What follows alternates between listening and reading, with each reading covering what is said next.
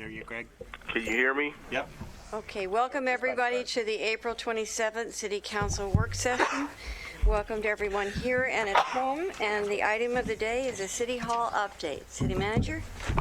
Thank you, Mayor. And I'll turn over to Christy and her team to walk through a presentation. Then, of course, we'll be here for questions and answers. Good afternoon. Today, we'd like to cover the information that we sent both last week and earlier this week in your packets. Go through some update for information that you asked for about the design, a little bit of additional information on the cost and the proposed funding, but we want to reserve most of the time for your discussion and questions and so on. The information in the packet included some background on the minority and women-owned business recruitment, some detail about the risk fund, the source for potential SEISMIC funding, how the history element is being worked on, still a work in progress, but we're preserving space for that in the design as we move forward. Talk just briefly about some of the security features. We have reviewed the design with the police department for active shooter scenarios, added some exits. We have access controls that will protect entrances and exits, and so we've done several iterations of the review and really feel like we have the security dialed in really well. We can provide more information to any counselors that would like it offline. As well as some information about how City Hall might be used in the aftermath of a disaster if we have the higher seismic rating. So with that, I'd like to turn it over to the design team to talk more about some of the information that you asked for about the design. Mm-hmm. Yeah. Thanks, Mike. Maybe I'll use this so we won't have an echo. You saw these project objectives last time, and we want to follow up on your request for more information on energy performance, the seismic standard, and civic identity. So we'll just take you into some of the work we've been doing on these fronts. You remember this slide, how far we are coming in terms of energy performance when you compare it to the old City Hall and what a standard office building would be, and we set that objective of a EOI of 30 as a goal, and we'll show you the kind of work that we do to get there, and we're doing well on that front, and of course that sets us up for the path to net zero on the building. This is an image from what we call the building information model. As the design progresses, we have more and more detail that's integrated into the design, and that's important from an architectural point of view, but it's also important in terms of integrating the systems of the building and measuring the energy performance. So the way this works is that we take recommendations from engineers, we integrate it into the design, we create this model, and it goes through iterative cycles of analysis as we refine what we're doing and refine the design. And the key is that these are integrated and interdependent design strategies, not just one plug-in thing. And we'll show you some of the steps that we've taken, but it's architecturally integrated. It's integrated from a building systems point of view. This is energy model from the engineers, and it continually gets updated as they analyze and then tell us, where we need to tweak something. The colors are not the color of the building. These represent the properties of the materials, and the skin. Energy models don't look like the building, but they approximate it, and they give us give the engineers really good feedback. And this is how they analyze how we're doing with respect to the size of the windows, the orientation of the glass, the shading, where we've got heat gain and we've got heat loss, and we need to adjust things to make the building perform. And the idea is to drive down the loads. Don't waste energy, and that reduces the size of your equipment and all the systems of the building.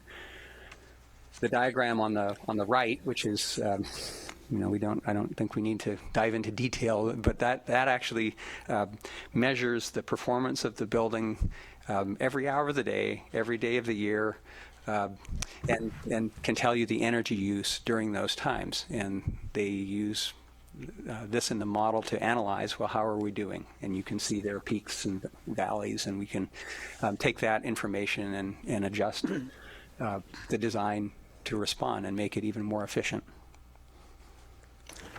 And then all of that data can be dissected in any number of ways. And what you're seeing here is a pie chart that illustrates the way that energy is used in the building. And this is all in your packet, maybe a little bit more legible. But you can see for each building system, whether that's space heating or cooling or lighting, or plug loads, which is a term that we use for all the things that you would plug in, your computers, your lights, things like desk lights, things like that. You can see in a typical office building, all of that results in an EUI measure of 75.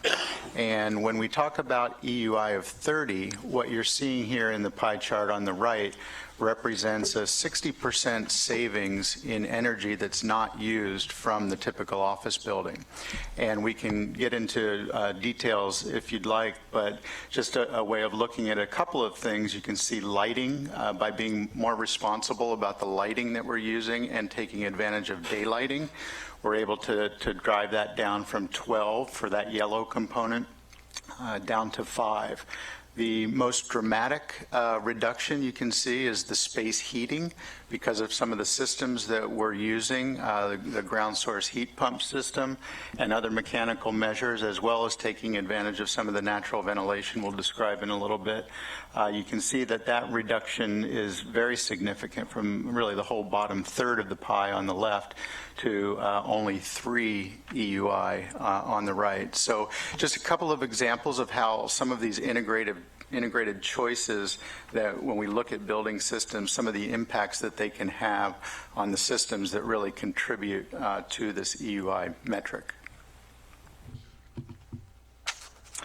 And this is really another way of looking at that. So all of the colors that were in the pie chart are in the smaller bars to the right, representing the various building components. And if we start at the left with the old City Hall, which really had a lot of energy performance challenges and was really operating at 130, which is significantly above what we would anybody would target today. But if we start looking at making incremental steps, and we've identified some of them here, layering on efficient lighting choices, accommodating daylighting, improved glazing performance on down the line. Those are the measures that we're really using to move from a LEED baseline building or even a typical office building down to this target of EUI 30. And one of the points here is that a lot of these things are interrelated. In other words, you can't remove one and not impact the other. So when you take all of these together, that's what's really allowing us to move to that pretty aggressive target of EUI 30. If you look at the right side of the chart, these things kind of come in an order, and this chart actually came from our engineers when we were initially looking at, okay, what do we need to do? And you see that at the end of this is the heat pump and the ground source system. You wouldn't start with that as a strategy because you would need too many wells. It would be very expensive. So you take measures to reduce what we call the loads, the use of energy, to reduce so that it's possible to have a very efficient system like that. And you can see at the very end how it gets us to our goal and possibly even better. So we wanted to show you a couple ways that can't go in. There are many ways that we're accomplishing these. It's integrated into the whole design of the building, but there are a couple ways you can understand. We want to illustrate how this happens. What are the moves that we make in the design that can, for example, save that much heating energy? This is an aerial view looking from the southwest where you can see the double skin in yellow facing the public plaza. And then we haven't talked much before about the other 3 sides of the building and how are they made and what are the materials and the windows and so on. And we want to show you that wall, what we call a wall section, or the cross section of that wall, because it's a very simple approach to saving a lot of energy, and it just makes a lot of sense. And then we'll come back to the double skin And you can see the diagram on the right that most of the building, the west, east, and north sides, are the more solid portions, and then we have more glazing to the south.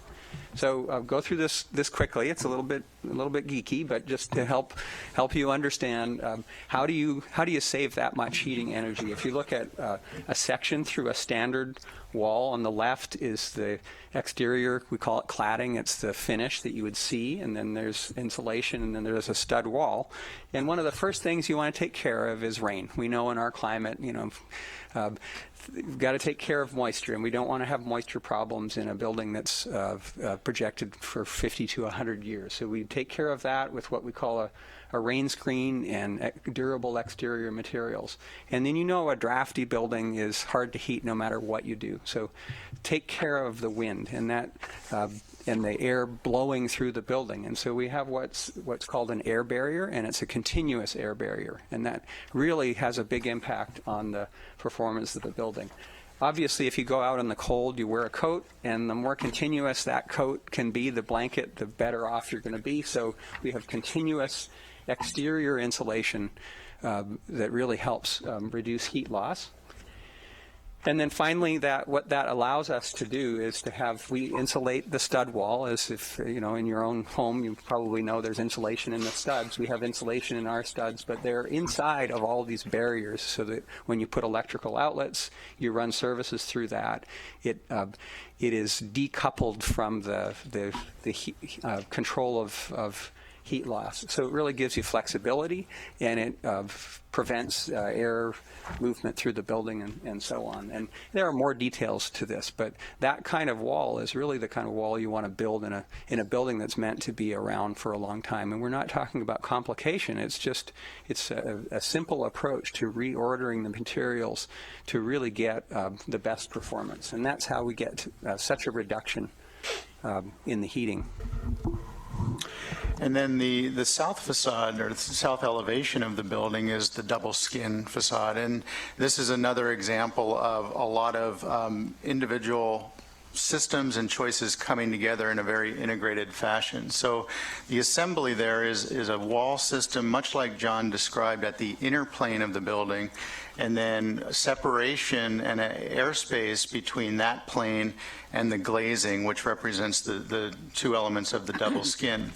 And you can begin to see here some of the key things that system allows us to achieve in the building.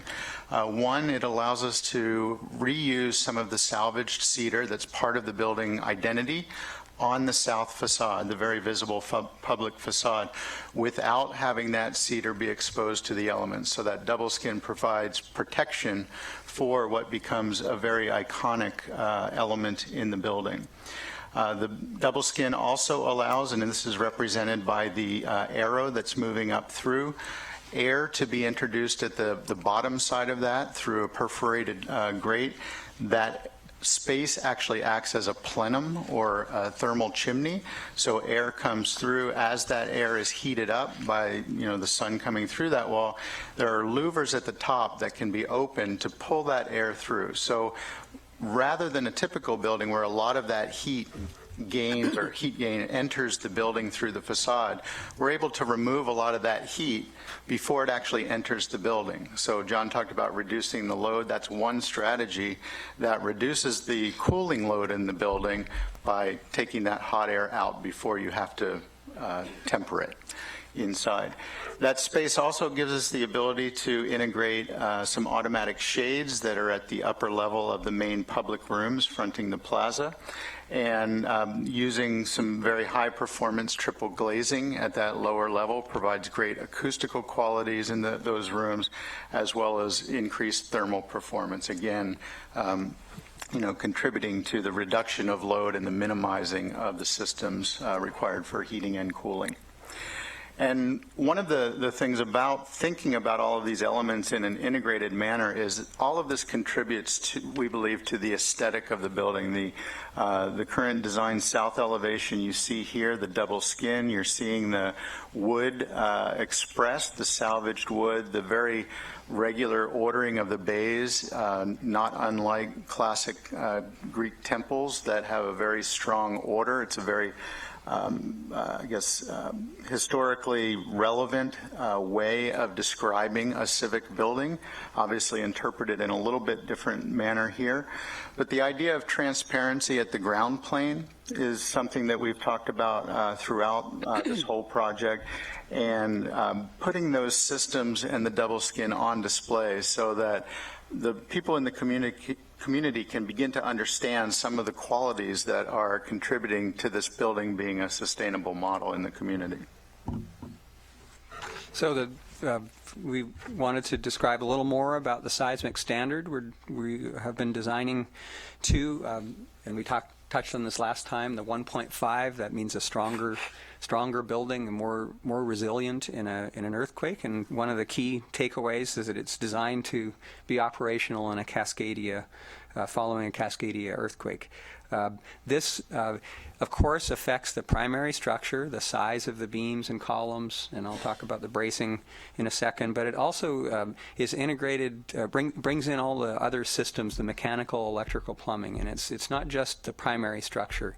It really strengthens the capacity of all those other systems, and we'll see why that's important. It's a step above minimum code for an assembly occupancy, and is consistent with many initiatives at the city, the state level, and we're hearing more and more. Our engineer is John McDonald is providing us with more information on how, on many fronts, jurisdictions are looking at this as wise planning. What does this mean for what we're doing? Again, column and beams are stronger. We've configured the building. You have to look at the layout of the structure so that it's strong. But when we look at the real key to the performance of the primary structure are what are called the braced frames in a steel building. On the right in your packet, you got some information on the Santa Clarita City Hall and how they, after an event, it was an important building for the community, but they couldn't use it. We ended up retrofitting it with what are called concentrically braced frames, and John helped us understand the difference between that and what we're proposing, which are, we're designing what are called buckling restrained braces. And he says, the ones on the right, they're good for retrofit, but what we're doing is better. They actually perform better. He says they're smoother. They reduce the drift. Councillor Clark, you were asking about high rises and how they flex, and we found out more about this. The design, in order to achieve these standards, absorbs more energy and actually reduces the loads on the building. So good question, and this is how we're doing it with these braces. They need to be designed into the whole system. The secondary systems, the plumbing, the electrical, especially the sprinkler pipes. John gave us an example of a hospital in Sepulveda which went nicely through a large earthquake. Sprinklers broke, caused millions and millions of dollars of damage. So it's not just the frame, it's the secondary systems that you need for operation, but also to protect the asset. So looking both at the south and in a minute at the north, I mean, this is a building that, again, through all of these integrative elements, we believe is one that really has a very strong public identity, a civic identity, the strong expression on the South Plaza, ideas of transparency, linking the physical transparency to symbolic transparency and governmental transparency, and accessibility, really providing those public rooms a common ground plane with the plaza. It's a building that's open to everyone. And when we look around at the north side, and again, the images in your packet probably show a little better, but we've talked a lot about the idea of that main entry axis coming through from the south to the north. It's a building that really does have two front doors from the South Plaza, and then the vehicular parking is to the north, so that we know will be a main entry. But this also begins to show the materials on the north, the east, and the west elevations. These are lightweight yet durable and cost-effective materials for the three main sides of the building, and then obviously treating the south in quite a different way. Council has also asked throughout the process of, what makes this building unique to Eugene. And we believe that that idea of tying to the unique civic identity of this place is really key. And when we look at some of the main areas that give Eugene some of that identity, obviously a strong connection to the natural environment, the cultural history of Eugene, the heritage, both from the Kalapuya and also from a lot of the historic industrial areas, and using the wood that was on the old City Hall, salvaging that and reusing that in a way that begins to tell that story and bring that history forward. We have wanted to show you a few. I know we've seen, gotten a glimpse of the interior, and these are a few updates of this is a view from the council dais looking west, and you can see the view of the council chamber and then out into the plaza, and that idea that we talked about of a room that is of civic scale but also appropriately scaled for the activities of council. And so that connection between inside and outside visually and from one room to another, we think is just right for capturing the sense of Eugene's civic heart. And then you can see the cedar as a canopy linking the entry and the work session room, and then elements of the cedar used in the portal entering from the lobby into the council chamber.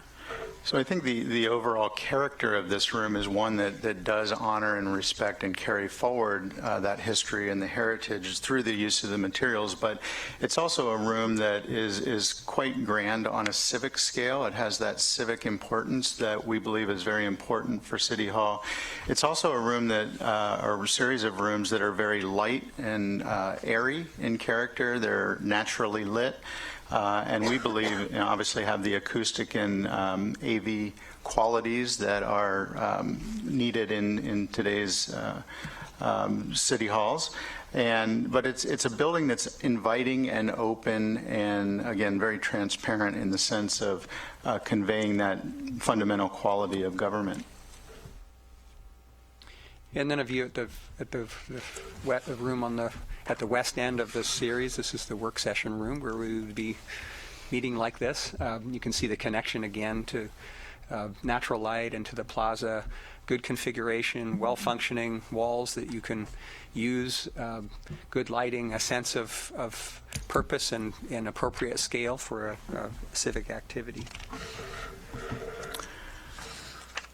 And our charge has been to take council established values and bring back design and what could be a building that meets those values, and we are confident that this building can do that.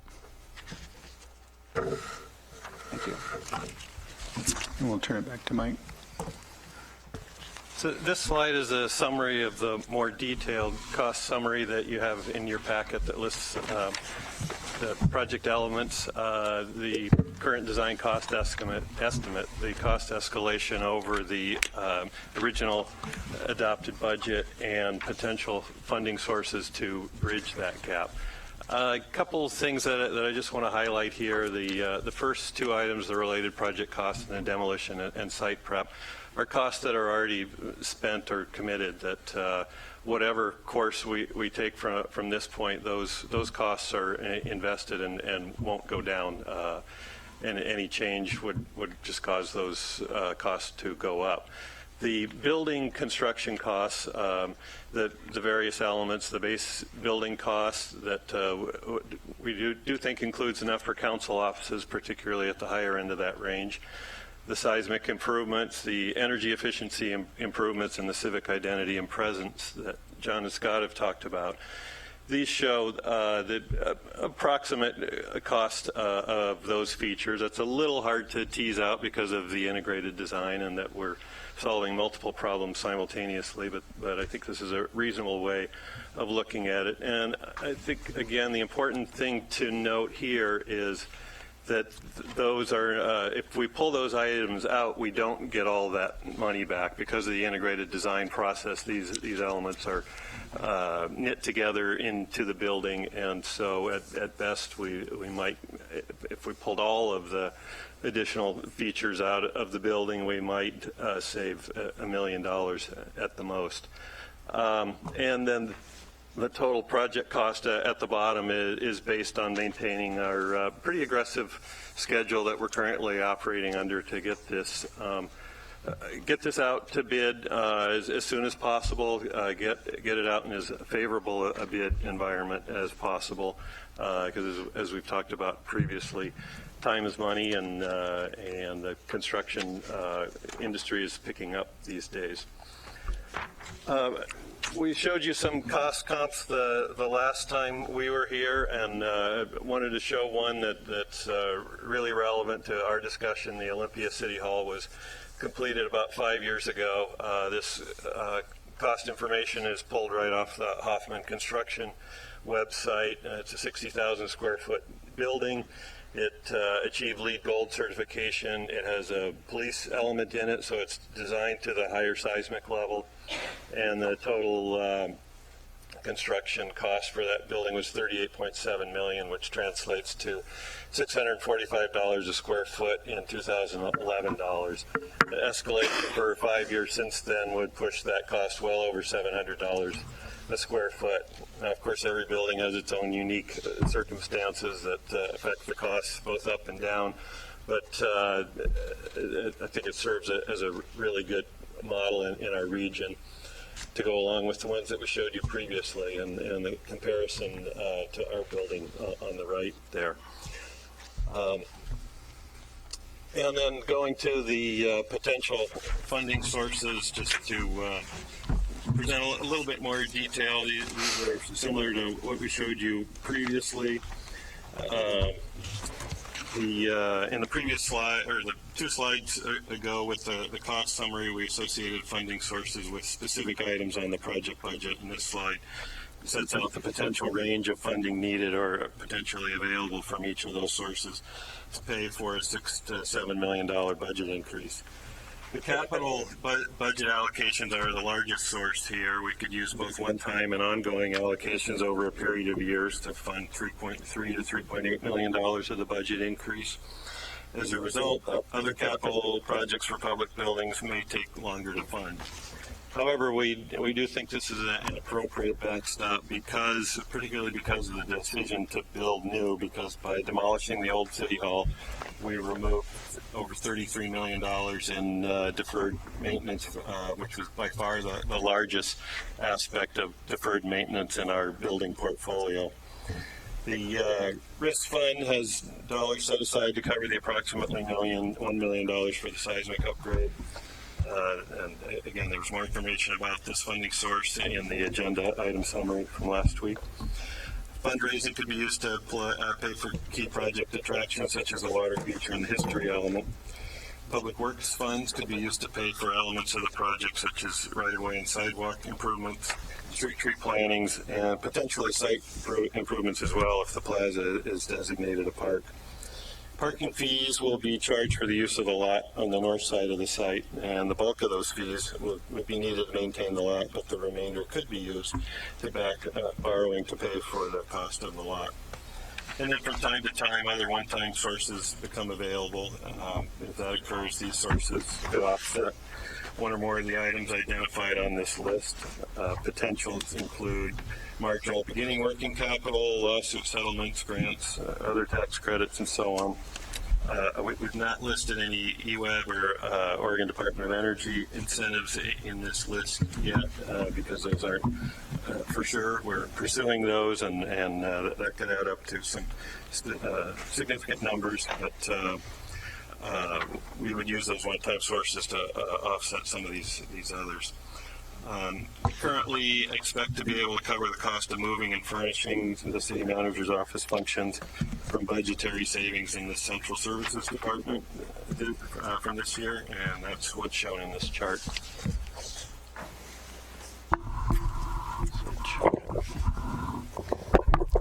I'm not coming through too well, so Well, I'm done anyway, so I want to turn it over for discussion, and I'm sure you have a lot of questions and a lot you'd like to discuss, but we particularly want to get answers to the 4 items that were in the agenda item summary. These are the things that will help us move forward with the project. Thank you.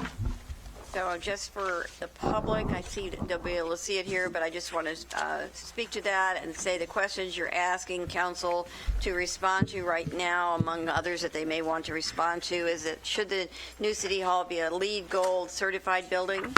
Should the new city hall have a seismic rating of 1.5? Should the new city hall include dedicated offices in the current phase of the project? Should the new city hall have the level of civic quality included in the presented design? And what do you mean by civic quality? The things that were listed in the packet, specifically the western red cedar reuse, the double skin curtain wall that also helps contribute to the energy efficiency goals, the cladding materials, and the canopy and columns that make up part of the south facade. Thank you. Okay, I have in the queue right now George Brown and Betty and Alan. Anybody else wanting to know? Okay, Claire. Anybody else? Mike? Okay. So, George, you're up. Thank you, Mayor. Okay. I'm asking these questions about the finances. We didn't really receive a lot of information, and we haven't throughout this whole process. We haven't received any detailed information. So I'm doing this because we counselors know that we have the ultimate fiscal responsibility for this project. We're going to either have to approve or disapprove, or approve of or disapprove of the $7 million cost overrun or elements thereof. It's very important, and so we need to ask a lot more questions so we can make a good decision. My first question is, it's my understanding that the city hired McKenzie Construction as the construction manager, general contractor, at the McKenzie same Commercial time. Contractors, yes. Yeah, at the same time that the architects were hired, or Shortly thereafter, yes. okay. In their contract, are they responsible for estimating costs for every schematic design iteration? They participated in that. The early designs were estimated by the design team and then checked by the CMGC, by McKenzie Commercial. And then as we move forward, more responsibility then shifted over to CMGC with the McKenzie Commercial, with the design team cost estimator providing checks, backup to those estimates. Yeah. Okay, yeah, because that their main responsibility is to provide oversight and see if the project's still on budget. That's the way I understand it. Is that a fair description of one of their duties? That's. It's ultimately our responsibility. The city's responsibility as the owner. But that they were hired to advise throughout the design process on budget issues, constructability issues, and all those sorts of things. Yes. Can you tell me how many schematic design iterations there have been? Where that were checked for budgetary information, checked against that, the increase in the budget? Do you recall? Yeah. Options or The iterations? Yeah, that we costed. We did.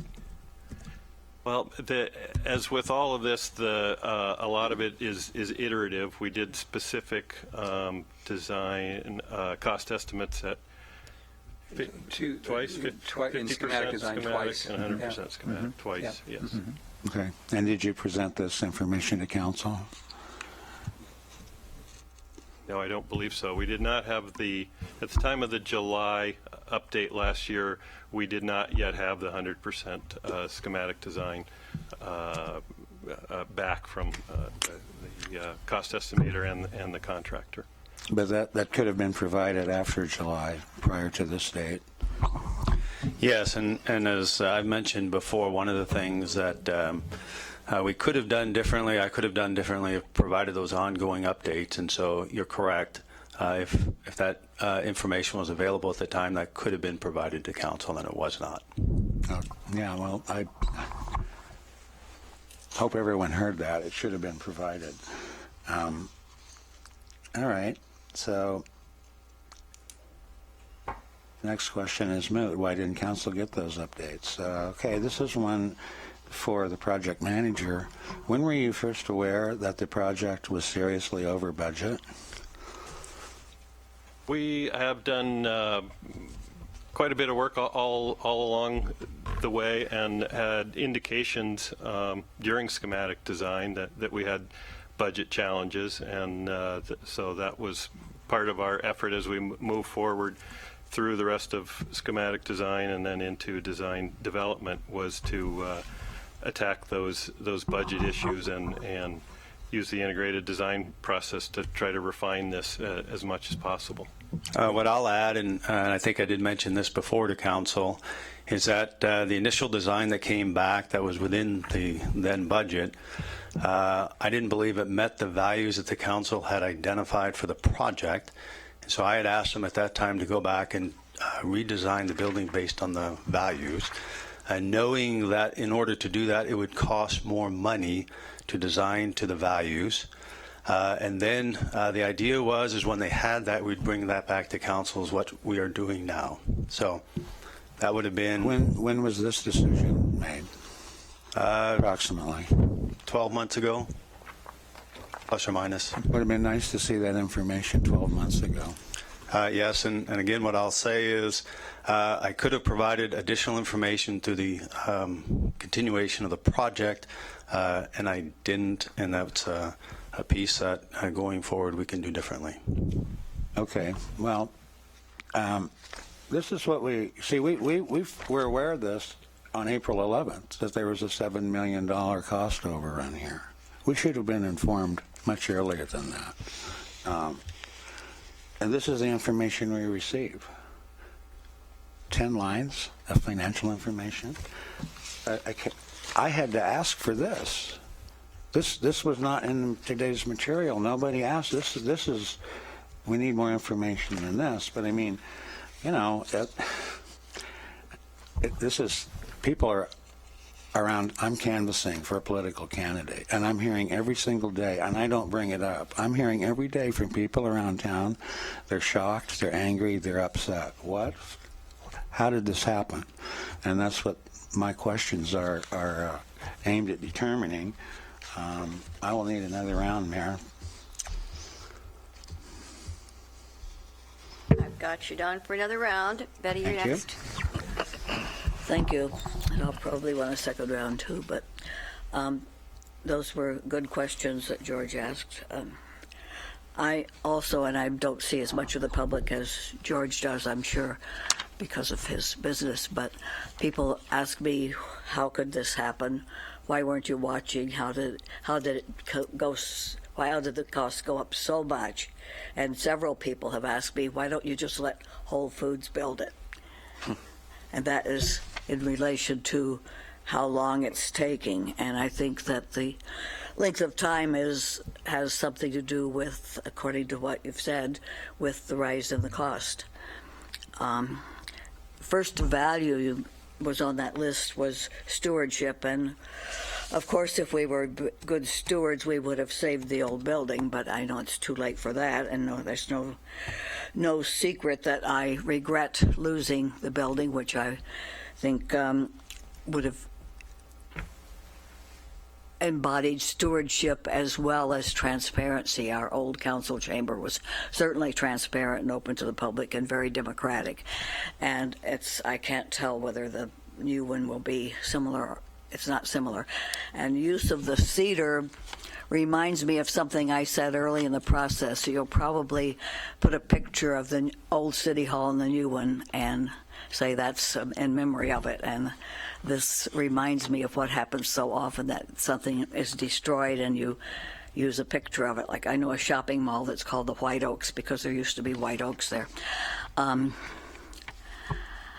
think, to me, it seems that this has been mismanaged all the way along. I know that we made a motion to, at one point, to save as much as possible of the old city hall, to save the parking, to save the council chamber. And the firm that was hired was the one that wanted demolition, so that sort of settled that. We did repass the motion, but it was gradually ignored. And the delay, I think George has pointed out how we didn't know what was happening during the long delay, but if the delay is the reason for the rise in the costs, then that's a big part of not managing the project correctly, I think. I wonder if how many, you're talking about saving, I'll get to those questions in a minute. I better get to them now.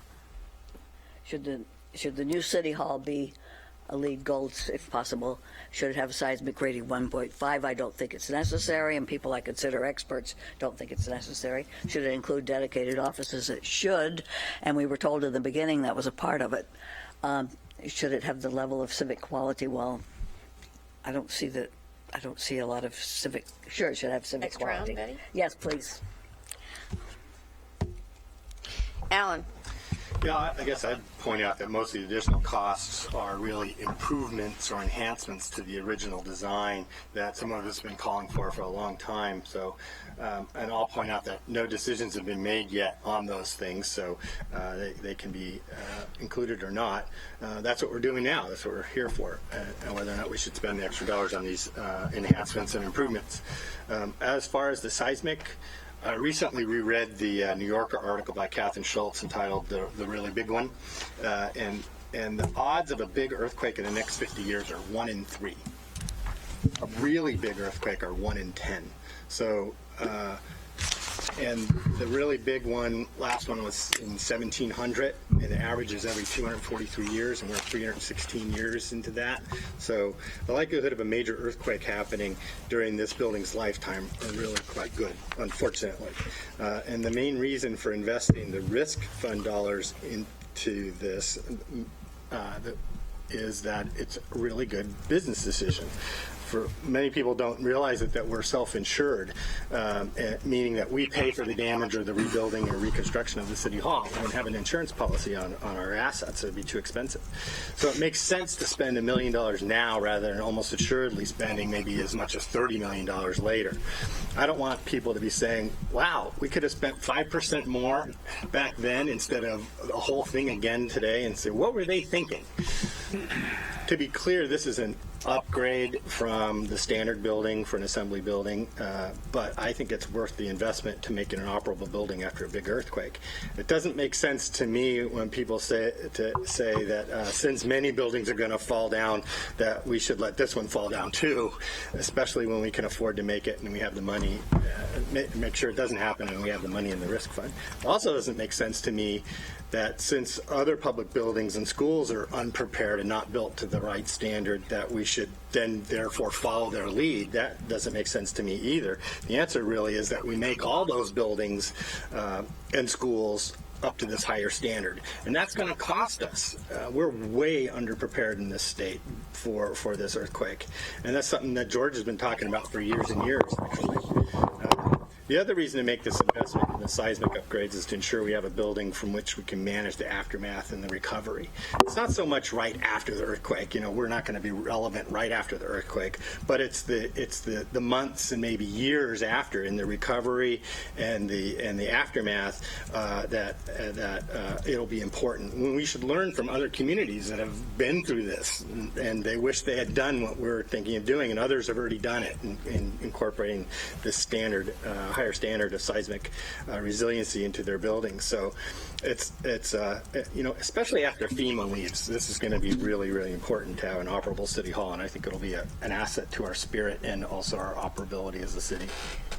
Claire? Thank you. I've got a few questions, and then I'll probably need another round for comments. So I had asked about other buildings in the area that were built to the 1.5 seismic standard, and you guys gave us information about city-owned buildings, but I didn't know if we know whether the new federal courthouse or the old federal building or any other buildings, private or public, have been built to this 1.5 standard. I don't know if you have that information or could bring it back to us. Yeah, we'd have to bring it back. Schools and hospitals, of course, built, since this code has been in place, are built to that higher standards. And I know the 4J School District has retrofitted a lot of their schools and other public agencies.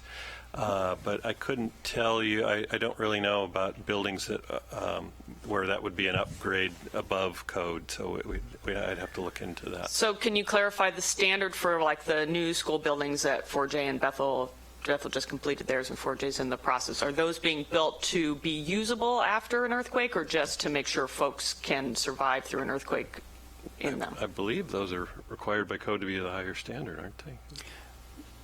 I'd have to, we just completed the design, starting on Jefferson, but it's not, we need to check that. Yeah, I would like to know that because I think it's relevant. This is a totally small, silly question, but I was just curious where the audio-visual control room will be located for the webcast and cable access broadcasting in this new design. Well, the cable controls will still be in here, like it was done for the old City Hall and operated remotely. The equipment is, we've got room in our telco room, basically, and on the ground floor, back behind the council chambers, next to the mechanical room. So it's the equipment, and then there's equipment cabinets within the room itself for some of the audio visual as well. Okay, and then I wonder if you could speak to what were some of the driving forces that contributed to the increased cost in the demolition and site prep, and what could have been done to better anticipate those increased costs? Yeah, that's a good one. The budget for that was based on some older projects such as the Agri-Pack cannery and some other demolition projects. In recent years, the standards for demolition have increased quite a bit in terms of the care taken, and so we made the decision to, rather than just bring a wrecking ball and knock everything over, we made the decision to do it more carefully and methodically. We salvaged more materials. We made the decision to grind up everything on site, which was basically a wash. It took more time to do that, but then we used it as fill on the site.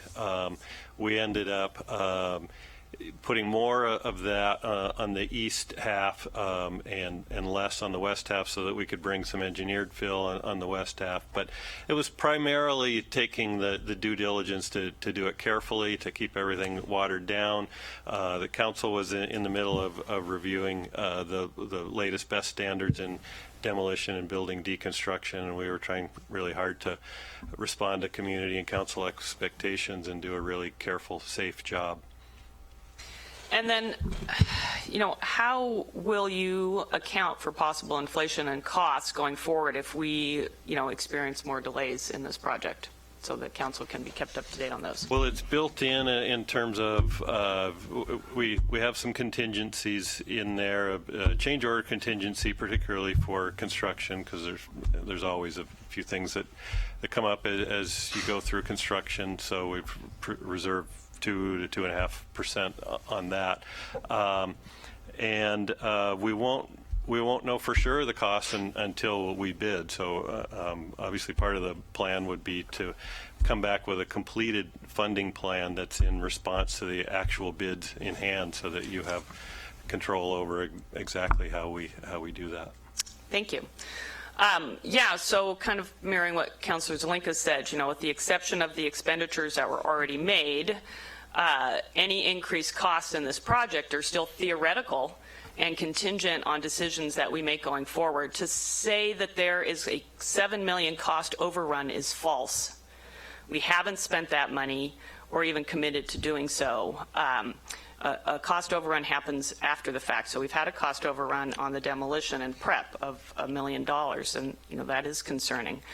But I also would point out that the council itself added to this delay in the increased cost because certain council members insisted that we revisit decisions we'd already made, and thus delaying the demolition of the old building. So while we can critique the city manager for how things were handled, I think we bear equivalent amount of blame due to our own actions. In terms of the seismic upgrade, if we are able to finance that through the risk fund, which would not impact our general fund or other areas of our city budget, I think it would be irresponsible for us to build a new city hall without this upgrade, because we would essentially be planning for the building to be unusable in the event of a major quake, which we have a 1 in 3 chance of having, apparently, thus losing a major investment of public funds that we've made. I will take a second round, Mayor. Okay. And now, Do you want to be in the queue? Mike, you're up. Not at the moment, Alan. Thank you. I, like George, have had an opportunity recently to speak to a couple folks and hear largely similar things, but I want to be just as clear as I can be. I believe the manager did exactly what this council asked him to do. I believe he did exactly what this body has asked. And I believe that these fine professionals at the other end of the table here have given us some good work. And I like it very much. I think it's great work. Based on the council direction you had, you've performed well. My problem is the decision-making process the council has gone through, and I still have a problem with it, with where we are today. And it's not that, with our very first value being stewardship, it's not that this design or this building isn't good stewardship, because it is. I think stewardship applies to all of us. It's this level of spending that is extravagant. The building isn't extravagant, but us deciding to spend this much money for this particular priority is extravagant. And I don't believe that the community is ready for us to continue down this road where we're planning to spend so much more on this than they would prefer to see us spend on other priorities of the city. And I believe that moving forward, well, let me just ask this question. Will anything that we vote on today authorize you to spend more money? No more money than is already authorized. So in other words, we cannot move forward and start constructing this building until we come back and get authorization for the budget from the council. Okay. So you're still operating under the design and knock it down budget that we did approve, right? Right. So the budget that you've approved says we would have enough money to go through construction drawings, to bidding the project if that were the council's preference, but we'd have to come back at that point to get authorization to implement the contract. We will still be spending, though, the money to do the design work that we've authorized. Yes. So if you authorize, we would spend the money to work through the documents to bidding, potentially have the bidders come back with the bids, and then back to the council for authorization to spend. And then what we'll do at that point, which you estimate being when? In June is what we would like to have the bids back in June. That would be our best outcome. So council would in either late June or 1st of July then decide to give you spending authority? Yes. Okay. Since we have so much time, I would like to make a motion. This is coming to me as I'm going here. I apologize for not giving advance notice. Motion is out of order. Point of procedure, Mayor, why is that? I'd just like to wait for the whole conversation to happen. I see. My understanding is that a counselor has an opportunity to make a motion at the table while they have the floor. Is that based on the kind of motion, or is that based on the mayor's preference at any given time? Glenn, you want to tell us about that? So as the presider can determine how the flow of the conversation is going to go. And what I think I understand the mayor saying is there's a conversation going on that a motion at this time would not be in order, and she can make that ruling. Excellent. Okay, thank you for that. When would be a time for us to make a motion that would be perhaps of an additional path, not changing anything we're doing, but of an additional idea? After we go, everybody gets a chance to go around. Okay, I'll do that then. Thank you, Mayor. Please put me in for the second round. Thank you. Chris? Thank you. For me, the long and the short is it's related to an opportunity I had once to visit the Disney University, and they talked about satisfaction and disappointment, which is a kind of a formula where you take the experience you have, you subtract what you expected to happen, and then if that number's positive, you're satisfied. If that number's negative, you're disappointed. And I think in this case, our experience has been about a 7, a 6, for the reasons we've all pointed out. But our expectation was a 9 or a 10. And so if you take that 7 and you subtract 10, you wind up with a -3. We're all disappointed. And so the point is, how do we change that back to being satisfied?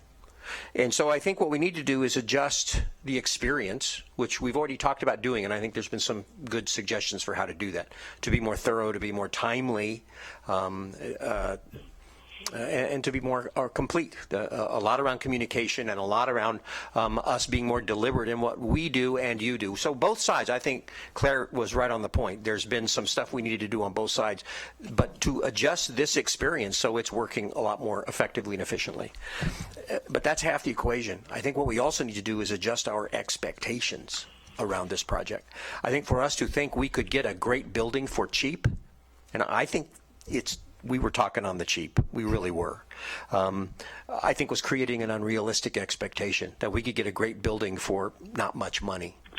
And I think when you set yourself up with an expectation like that, you're just setting yourself up for disappointment. And I think what we're coming back with now is kind of the information is, well, you know what, in retrospect, this is more what reality is. So we need to add more of that reality into the experience so it doesn't create an expectation problem later. No decisions have been made, so we do have still a lot of opportunity to adjust and bring those more into alignment.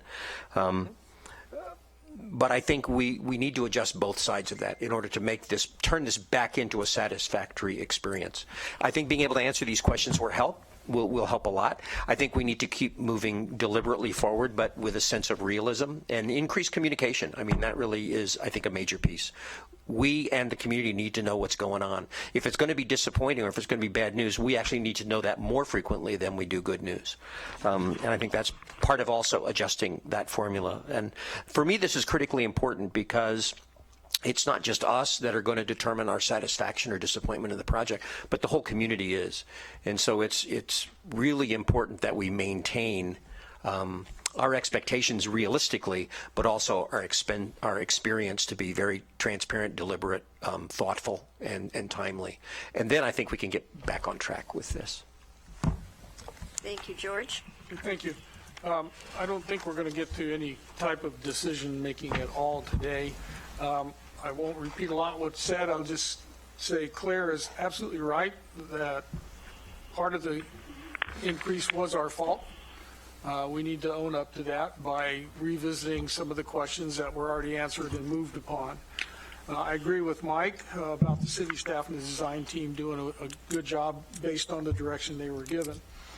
And then I would prefer that before we go any further, that we answer these 4 questions. Either a yes or no vote.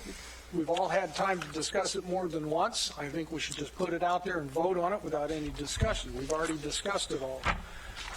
If not, I don't think it would go with head nods or kind of, okay, well, we heard from different people. I think we absolutely need to vote on this.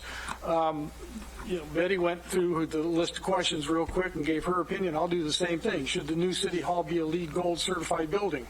Well, at this point, we pretty much have to, because that's something that our policy has said that we want to see as a community, as a city government, people do. So if we're going to tell the people in the community this is how we like to see things built, we're pretty much going to have to build it that way. Should the new City Hall have a seismic rating of 1.5? I had a discussion with John about this last week. You can make a good argument on both sides. Alan makes some good points.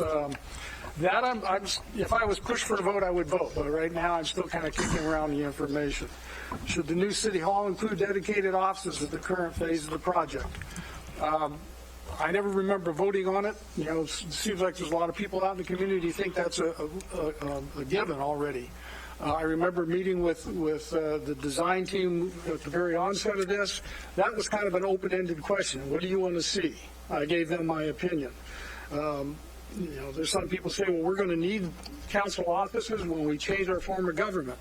if we can afford to change our form of government, we're going to be able to afford to build another floor for council offices. It's going to cost a heck of a lot more money than $1,100 a month per councilor to fill those positions. And should the new city hall have the level of civic quality included in the presented design? I say yes. That's really an insignificant amount of increase in the cost, and for what its purpose is for, I think it outweighs the added cost. So that's my opinion on those four motions. Like I said, I think we should put those out there, yes or no vote, and move on. So thank you for that, George, and thank you for Betty for really trying to answer these questions. And we have another round where others could step up and answer that, and if motions come out of that, that's fine.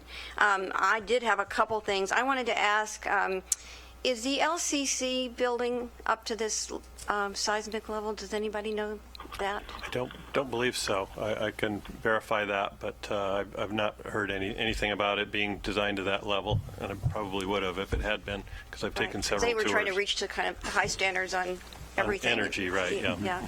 I did want to read this piece. It's in our literature about the aftermath of a disaster, where Marnie Dott, the city's risk manager, presented information to council in September about earthquake preparedness. One of the key points that she made is that providing community resilience after an earthquake should be a priority for public sector entities in accordance with the Oregon Resilience Plan recommendations.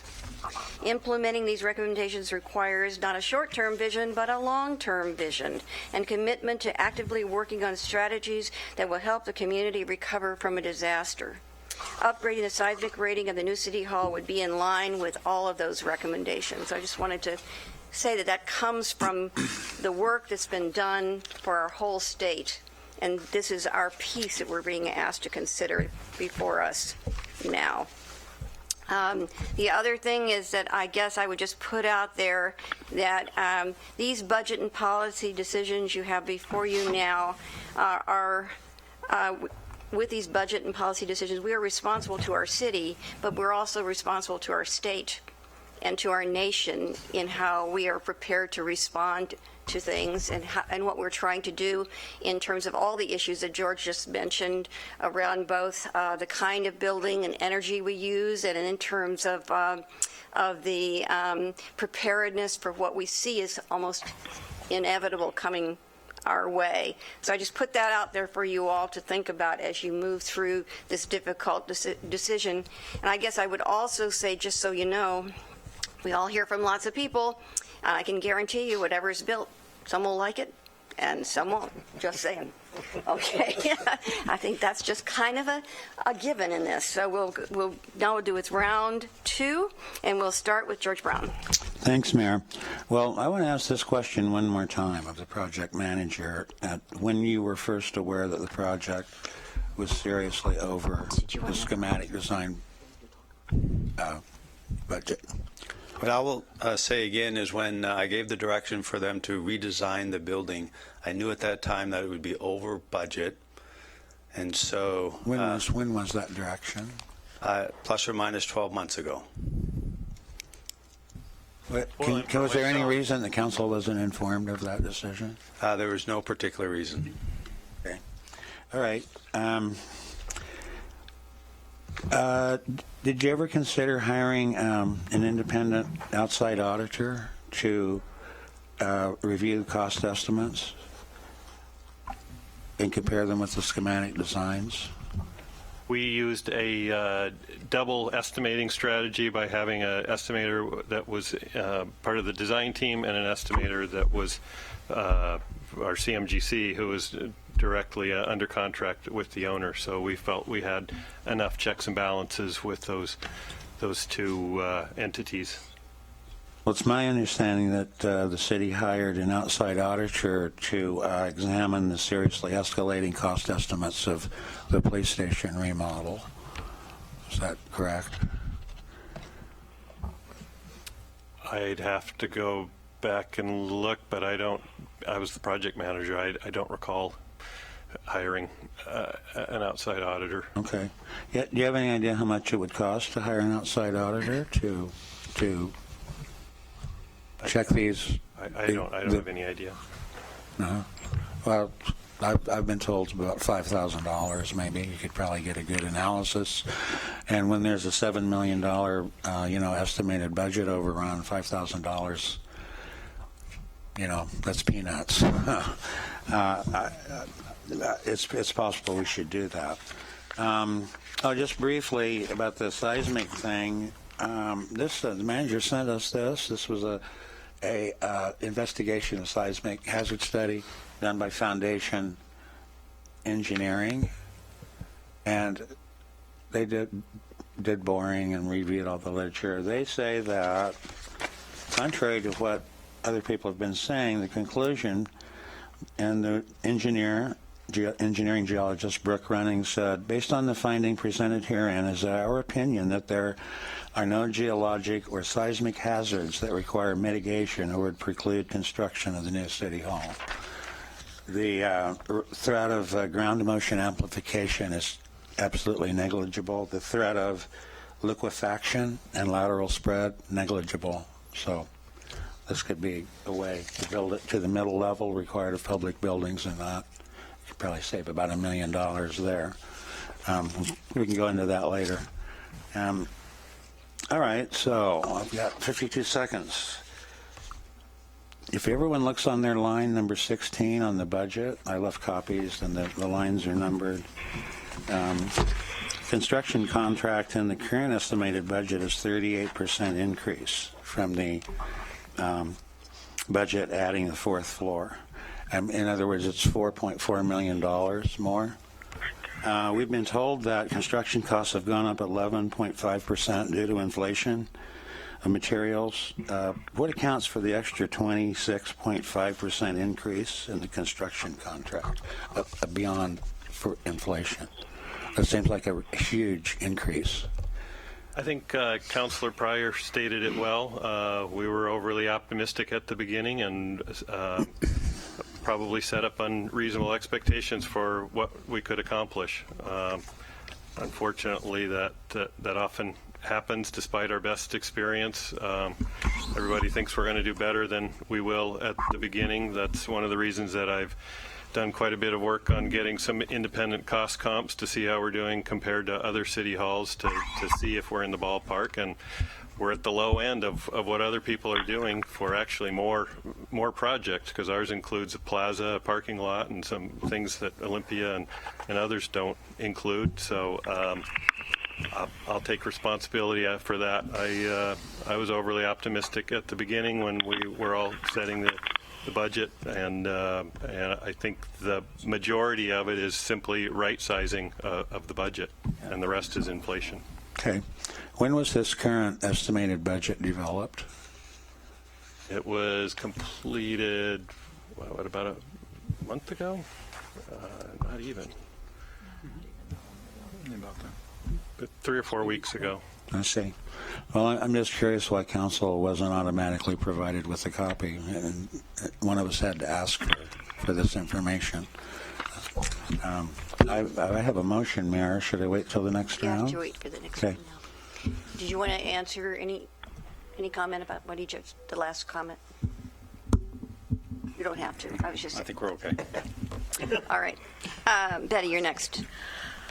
Thank you. I just have a couple of questions. If there was a really big earthquake, well, first I would comment, I think we should pay attention to what George just pointed out, but wouldn't the City Hall be underwater anyway? No.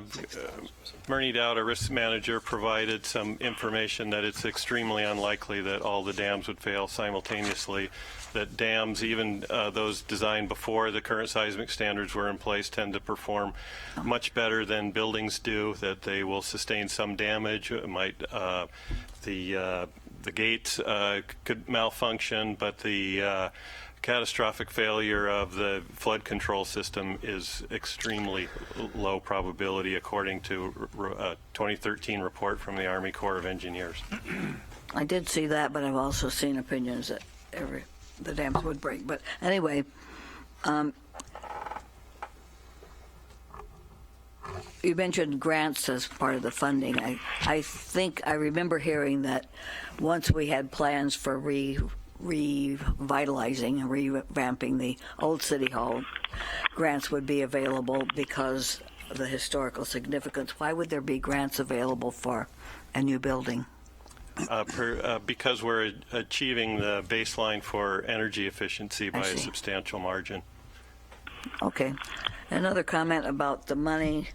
I do agree that the deferred maintenance would have cost a lot if we had been doing it. I think it was a mistake not to do it, but for at least 20 years, and I think longer than that, the old City Hall had not had the maintenance it needed, and we would have spent millions of dollars if we had maintained it.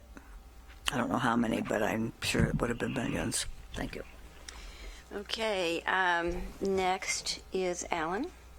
Yeah, my answers to the questions are LEED Gold, yes. SEISMIC, yes. Council offices, I agree with what George Polling said, no. And civic identity improvements, yes. On LEED and energy efficiency improvements, the majority of a building's costs don't actually come from the construction. They actually come from operating the building over time and over its life, the operating costs basically. And lowering these future operating costs and saving the money with ever-escalating energy costs can be lowered by making an upfront investment like this.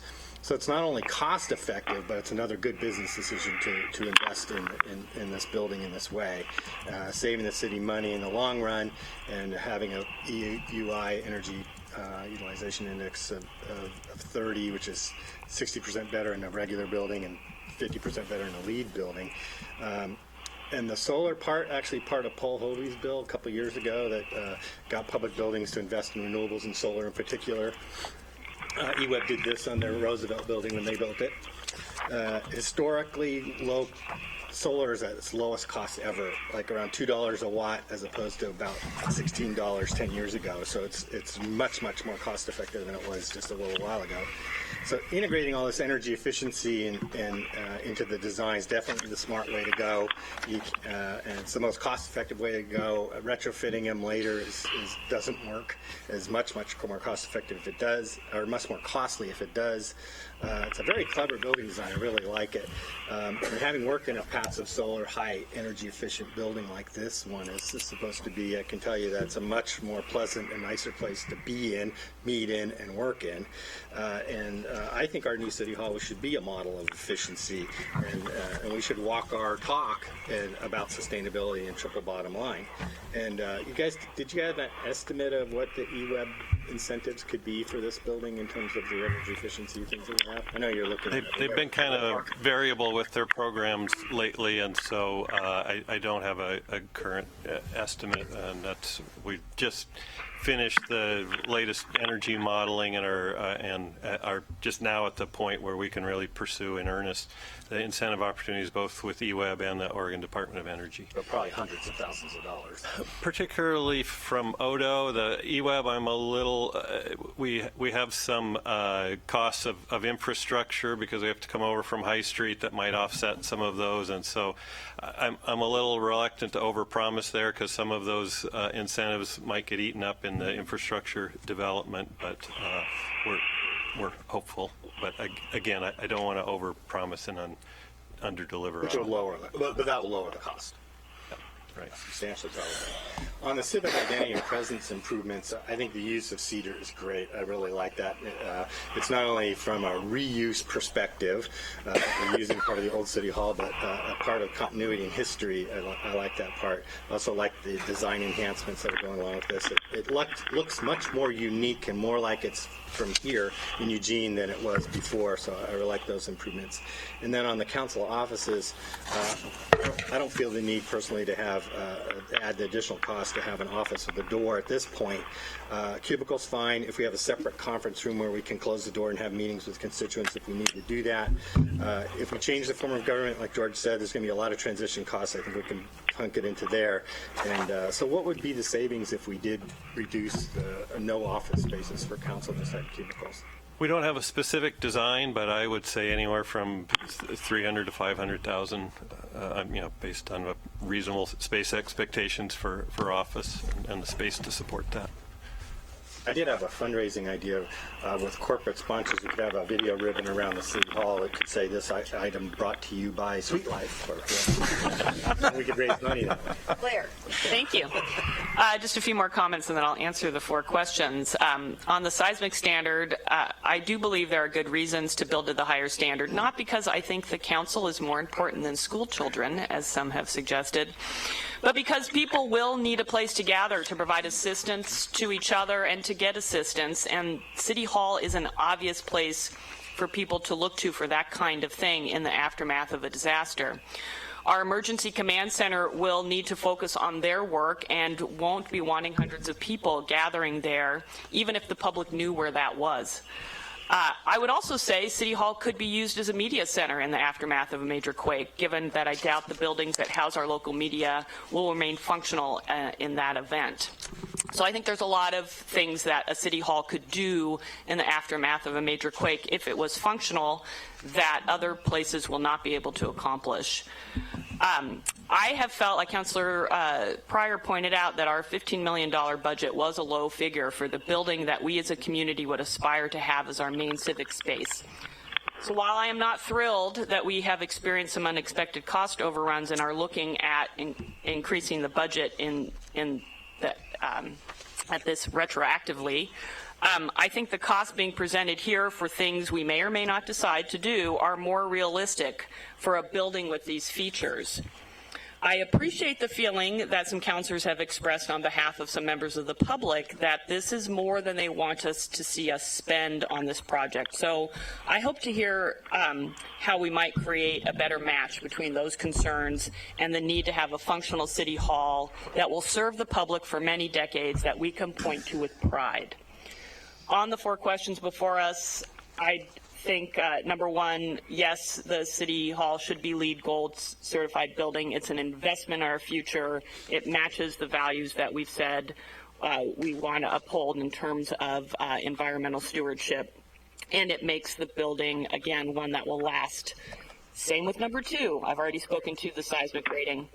Number 3, no, I do not believe that the City Council needs dedicated offices. I believe cubicles with at least one, small meeting room with a door that closes would be sufficient. And should the City Hall have a level of civic quality included in the presented design?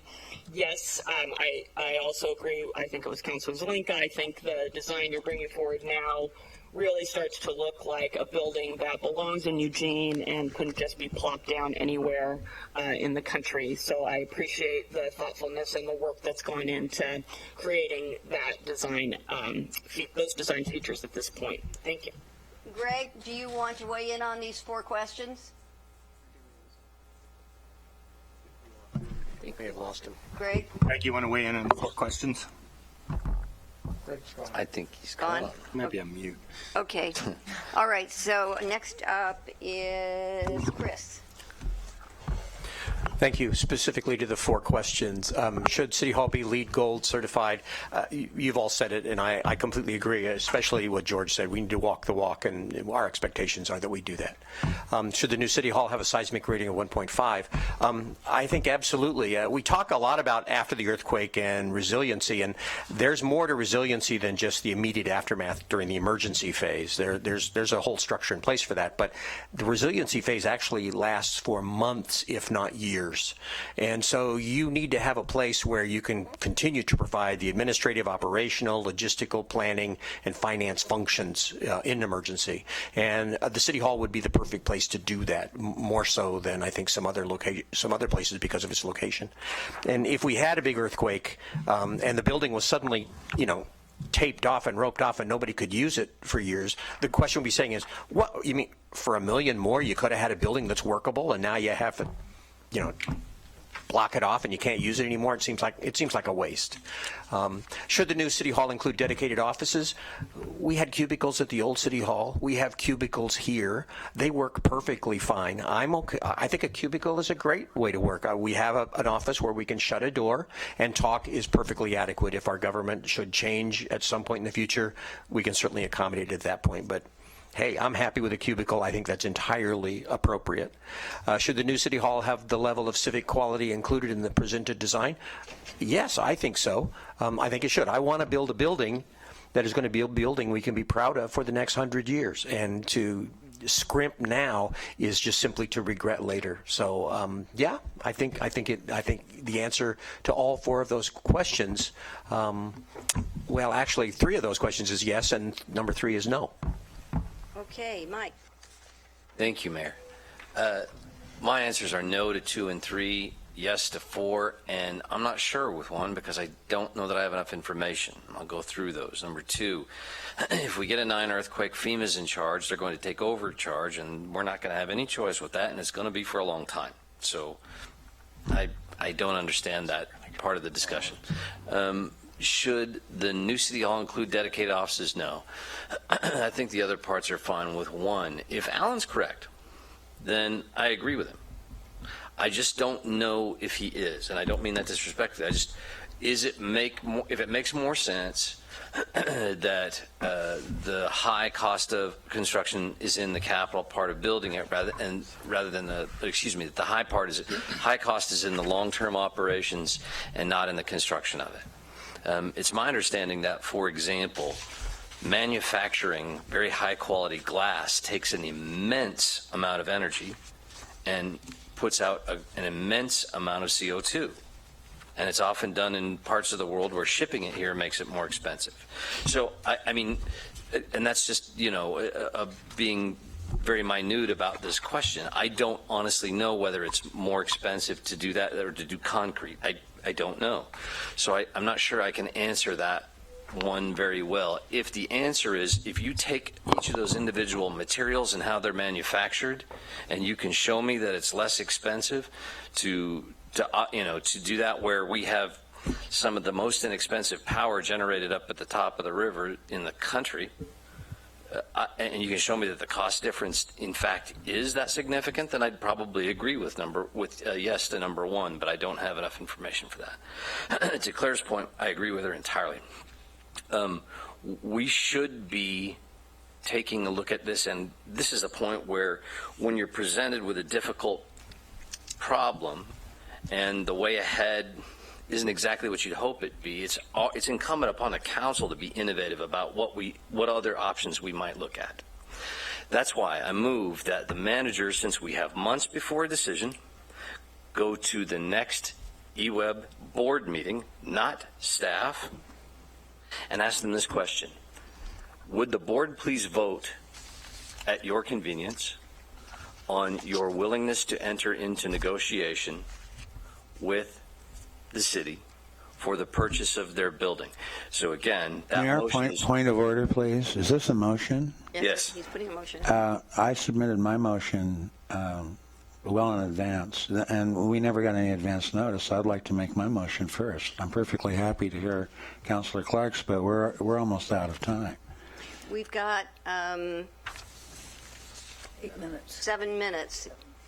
We can add time. I'll withdraw because of my friend George's request, and he's right, he did, and I'm doing this off the cuff, but I would really request the manager ask them that, not the staff. We've got time. Ask the board find out if there are 3 votes just to enter into negotiation with you. Just find out. I would need a motion on that because I'm. Yeah.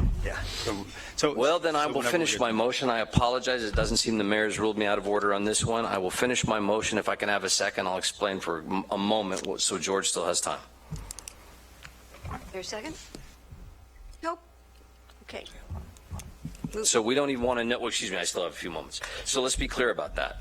This council doesn't even want to know if the building's for sale.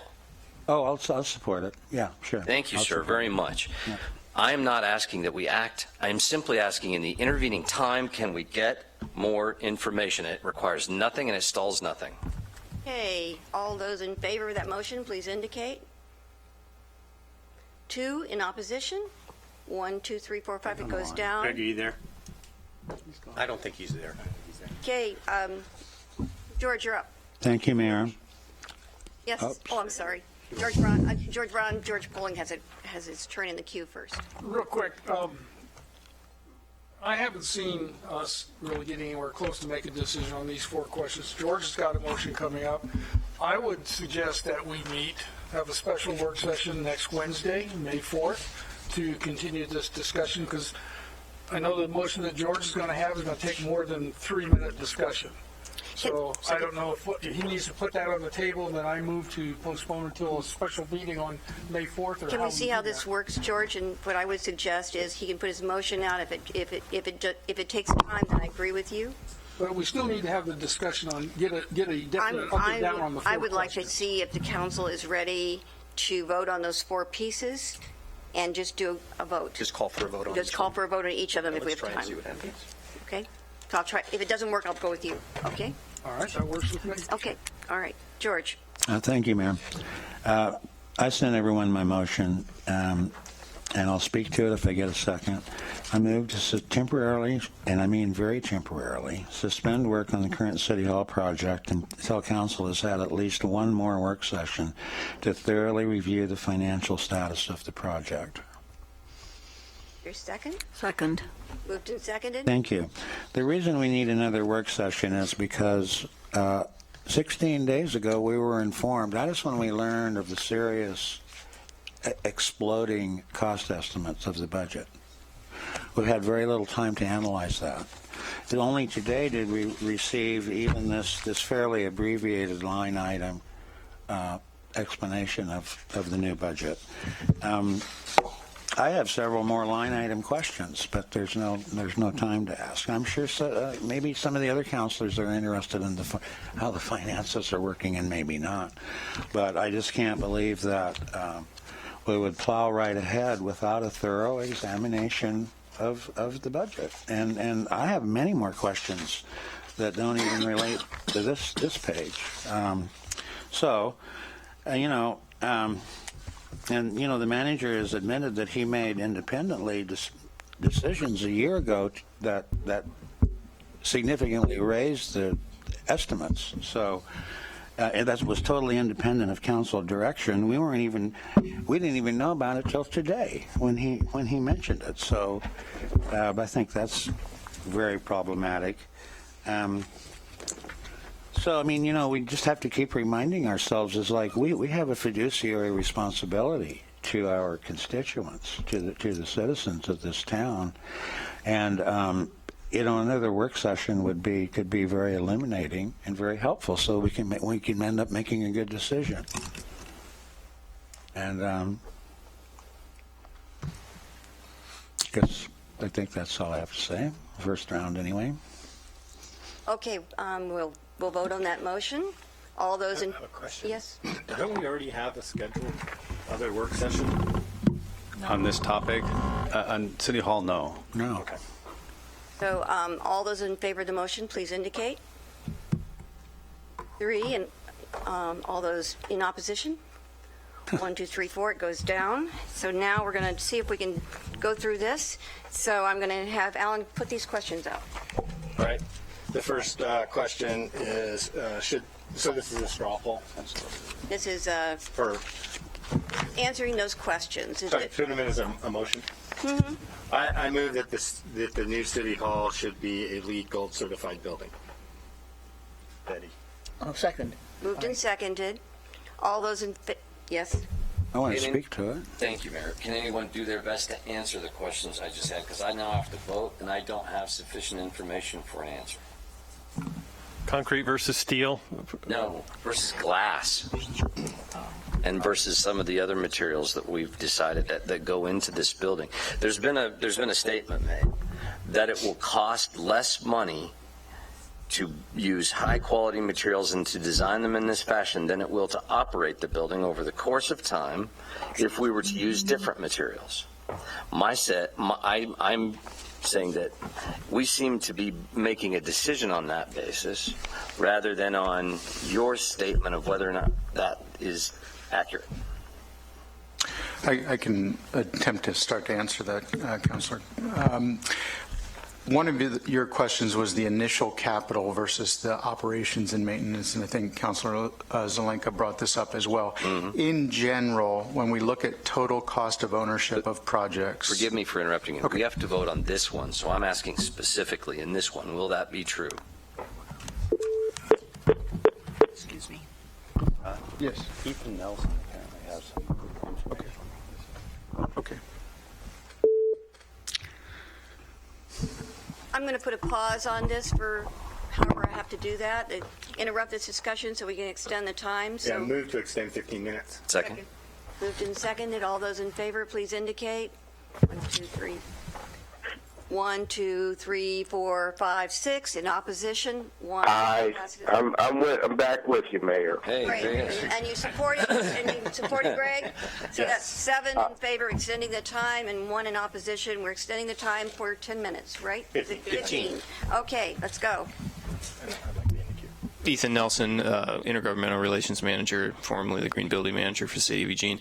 And to the question that Councilor Clark had put forth, in regards to embodied energy emissions for building versus then the life, Department of Environmental Quality, or DEQ, conducted a study that looked at life cycle emissions regarding all of the constructability, different types of materials, and then the life cycle, and they utilized around a 50-year life cycle rather than even what we're looking at as a longer one.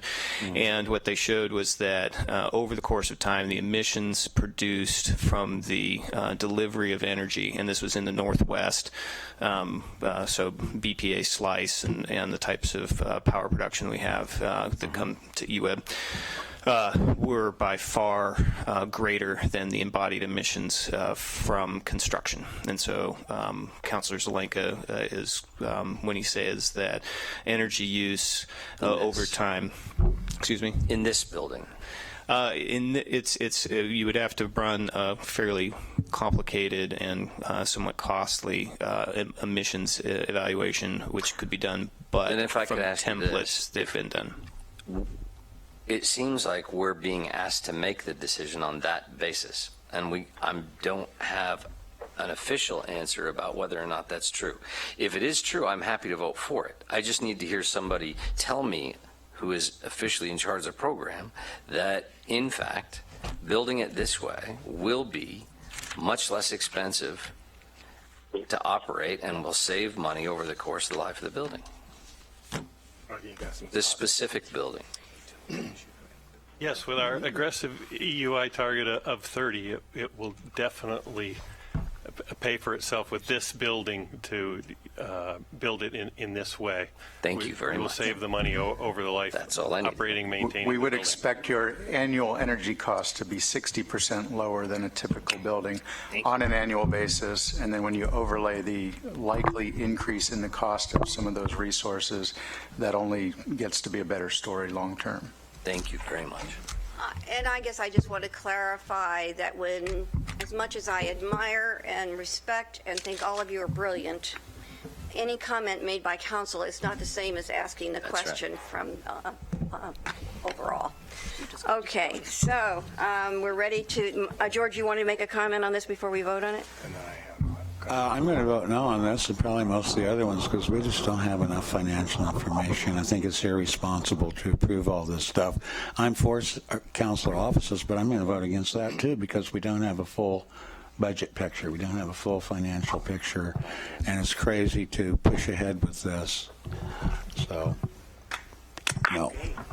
Yeah, just to clarify what I was saying was that the majority of the costs associated with the building are in its operation as opposed to its construction. That's also true for its emissions, greenhouse gas emissions. So lowering the operating cost is a good idea, is a cost-effective thing to do in this case. But also, our issues are not really that much about capital costs as they are about ongoing operating costs. So if we can lower ongoing operating costs for the next 50 years, that puts the city in a better financial place, and that's why these kind of investments are smart. So voting in favor of sustainability and voting in favor of energy efficiency is a smart thing to do. I'm sorry, George, if you don't have enough information about that, but this is really common practice, actually, to make these kind of investments. So just to remind us that what we're voting on right now is should the new new city hall be a LEED Gold certified building. All those in favor, please indicate. 1, 2, 3, 4, 5, 6. Greg? Aye, yes. 7 in favor, in opposition, 1. So that answers yes. The next one? I move that the new city hall have a seismic rating of 1.5. Second. Moved and seconded. George? I think that it's clear from the engineer's report that that's not necessary. And I'm voting no on that one. I'll vote no also because, incomplete financial information. Mike? I just need to point out that Councilor Brown is misinterpreting the site-specific geotechnical survey. It's specifically addressing the characteristics of that site. We know from multiple studies, a geologic record, et cetera, that the subduction zone earthquake is coming, and all ground everywhere will experience the shaking of the subduction zone earthquake, and we're subject to minor, just regular fault earthquakes in between that time.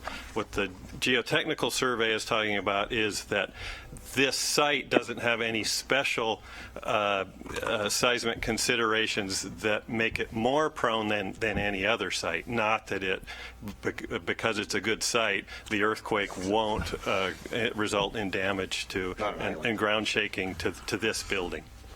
And? The geologist that wrote the report reviewed all of the current literature up to last year and took that into consideration just in the response. Thank you. I think we're ready to vote on this. All those in favor of should the new city hall have a seismic rating of 1.5, please indicate. 1, 2, 3 in favor of that. Greg? No. Okay, so in opposition is 1, 2, 3, 4, 5, so that one gets a no. Should the new city hall include dedicated offices in the current phase of the project is the next motion. I move that the new city hall include dedicated offices in the current phase of the project. Second. Moved and seconded. All those in favor, please indicate. 2, Greg? No. Okay, 2 in opposition. 1, 2, 3, 4, 5, 6. So that one does not pass. The next motion is the new city hall should have the level of civic quality included in the presented design. Oh, and second. But and seconded. I have a question. Yes, go I don't really know what that means. It's basically that you're accepting the design as is with the features that have been designed into it, the reuse of the cedar, the general shape and design of the building. That we're assuming that does have that civic quality. Correct. Yes. Okay. Any other questions, comments? Okay. All those in favor, please indicate. 1, 2, 3, 4, 5. In opposition. 1, 2. And Greg? I vote yes. So that's, tell me again how many that was. 6 to 2. 6 to 2. Okay, and it passes. Right. Okay, so that gives yes. I just wanted to clarify in case any of you are confused. So what you just did was give direction to the design team. That was not authorization to proceed, that the design team will finish the work. They'll get the bids back. At that point, you'll have an actual number, and you will have to vote on whether to approve at that point. So this wasn't your final vote on this. Right. Thank you for that. So the other question is, so does this mean the vote on the seismic? Does that mean we go back to the former seismic? What this means is that we won't design it to 1.5, so we'll take out what we can. That reduces that from 1.5, and then I'm not sure all what that means. Some has to do with generators, some has to do with how you secure fire sprinklers, all that kind of stuff. Public and for all of us to be sure we know what we've landed on, the direction we're giving, I think, is to go back to where we were before instead of adding an additional level. Is that correct? The building will be designed for 1.25. That's what I wanted to hear. Okay. Which is the minimum code requirement. All right. Thank you all very much. Thank you. Thanks, Greg. All right, thank you.